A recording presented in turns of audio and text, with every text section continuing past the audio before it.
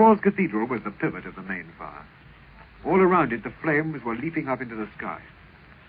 There the cathedral stood, magnificently firm, untouched in the very center of all this destruction. As I walked along the streets, it was almost impossible to believe that these fires could be subdued. I was walking between solid walls of fire. Roofs of shops and office buildings came down with a roaring crash.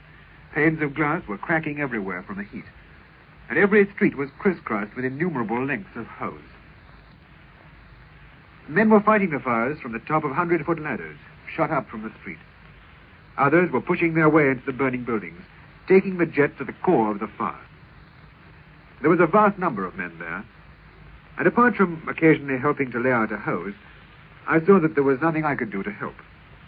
And so I went instead to some of the public shelters. They were underground shelters mostly, and the buildings on top of them were alight. The people had to be got away from them, and got away quickly, and then taken across to the underground station. Sparks were driving down the street like a heavy snowstorm.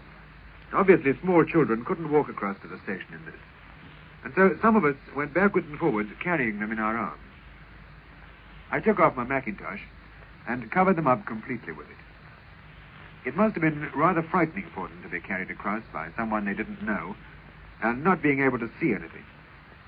But it was the only way to protect them from those sparks. And by the time we got the last one across, we should have had to do it anyway, because the building above the station was on fire.